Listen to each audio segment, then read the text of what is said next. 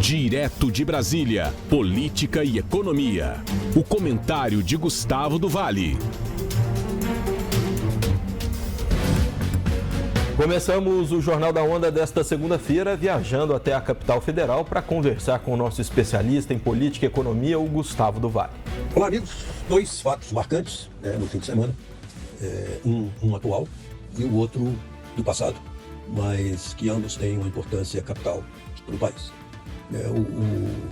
A novidade, a questão atual foi, sem dúvida, o encontro do presidente Lula com o presidente Donald Trump.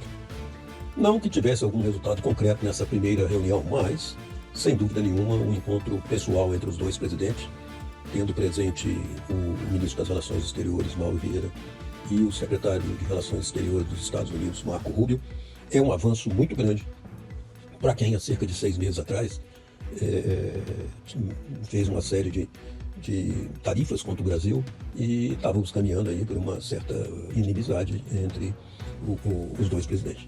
E isso parece que foi resolvido no dia de ontem com essa reunião e que, por sinal, continua hoje, porque é na segunda-feira lá em Kuala Lumpur, capital da Malásia, e isso é a noite de domingo ainda no Brasil. Vamos ver o que vai resultar dessa reunião, mas eu considero um ponto importante os dois presidentes ficarem face a face para acabar com essa espécie de disputa política que existe entre o Brasil e os Estados Unidos. O outro fator muito importante aí do passado foi a comemoração não, foi as homenagens sobre a morte do jornalista Vladimir Herzog.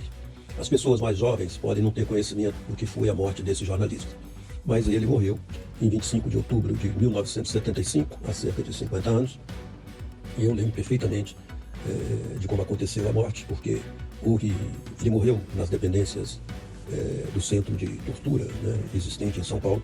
Ele foi lá, vamos dizer, uma reunião, convidado, ele não foi preso, ele chegou lá, porque foi convidado aí, e lá ele morreu sob tortura. E fizeram uma encenação do suicídio dele, mas a encenação tão mal feita que as pernas dele estavam dobradas, quando não se sabe um suicídio por enforcamento com as pernas dobradas. Mas o mais importante disso, na minha opinião, é que a morte do Vladimir Herzog fez com que a população se revoltasse contra o regime militar.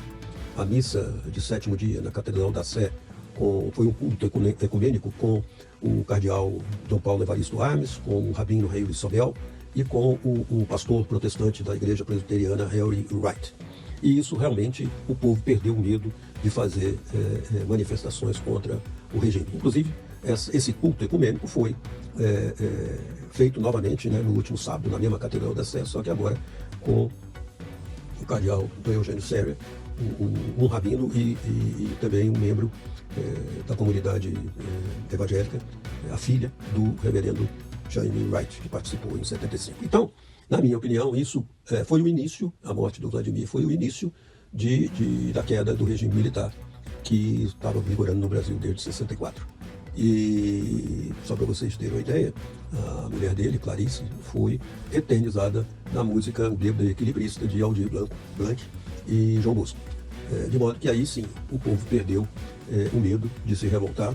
E quando em janeiro houve o assassinato também nas dependências da tortura do Manuel Filho, aí sim o Brasil acordou e foi para as ruas exigindo a queda do serviço militar, a queda do regime militar que culminou com a anistia de 1979.